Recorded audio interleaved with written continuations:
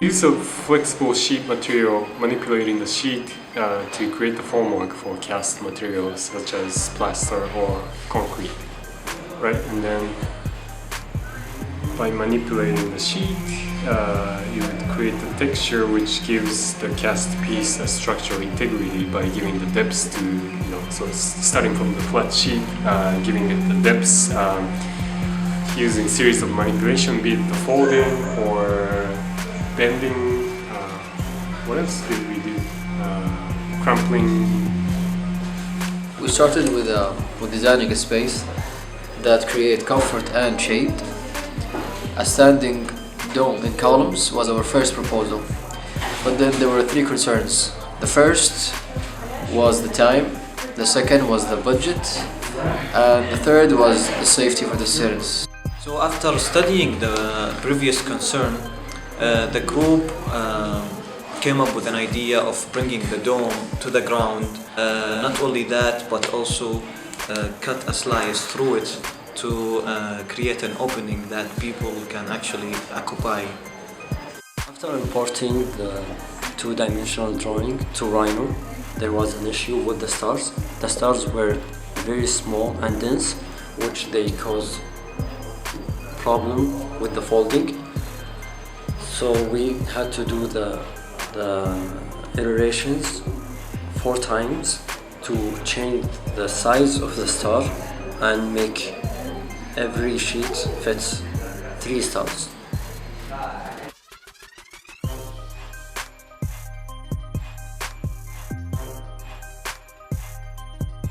So after doing our calculation, we figured that and how much material we're going to be using, like the concrete and the sand and the admix.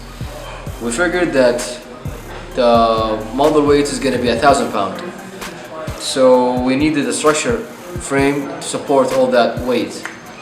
So we did a fast sketch in Rhino and how the frame is going to be, and we did it, and we had like a choice between 2 things: CNCing or doing it manually. And CNCing was more accurate and faster and even cleaner. So we CNC'd the frame, and then the tricky part was the ring, which is the bottom of the dome. One of the fabrication process was the laser cutting. We cut 62 sheets. All the sheets were scalled from one side, but also folded from both sides.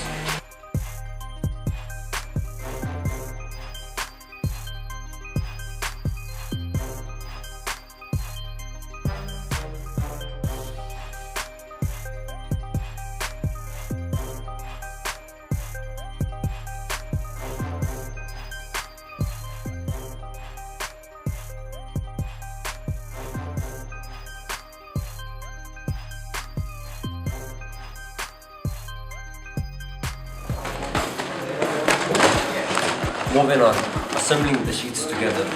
We had 62 sheets to connect together by 2 different methods. The first method was using the duct tape, and the second method was overlapping the pieces together by the double-sided tape.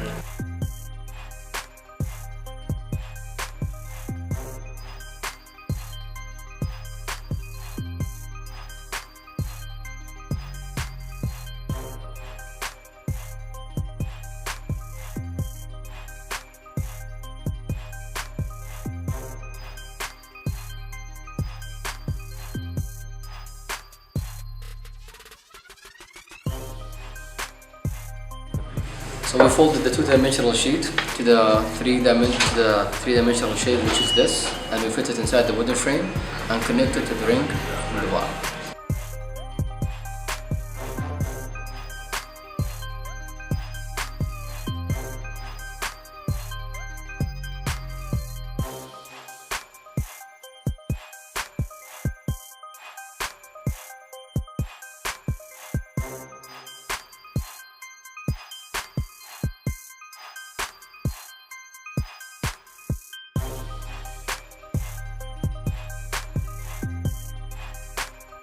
The intention of our part in the project was to find a way to prevent the form from collapsing on itself with the weight of the concrete already on it. So if this was replicating the plastic, of the actual form we have, it would have just collapsed. So we came up with a mother mold.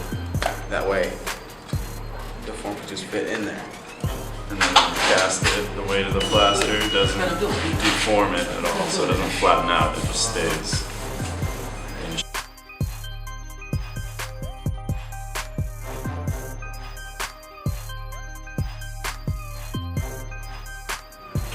And our group duty was finding the structural supports. So our main concern was finding mediums such as foam and glass fiber.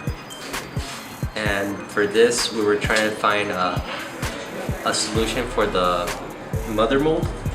So when we try to study it, the foam, really thick one, but the problem is like it's not going to cure inside the mold, so that we have to like separate into like several thin layer to make it cure and make it support the mold.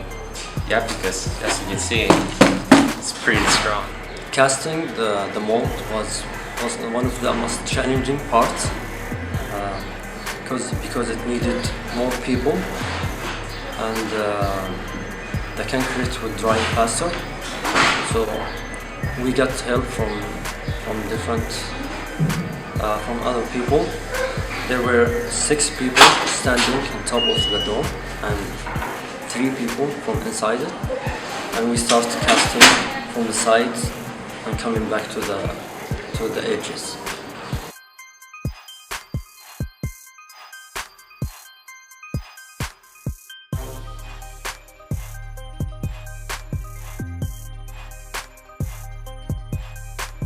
So since the model is upside down, we needed ratchet strips to rotate the model 90 degree, then to rotate it again 180 to the ground.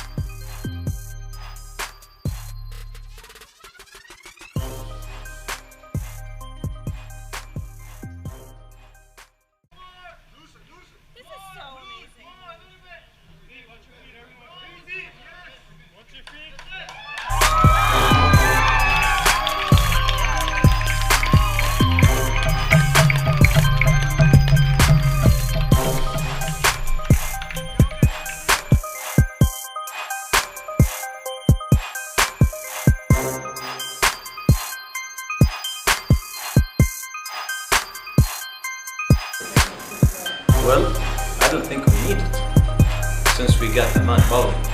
Big thanks to everyone who helped us flipping the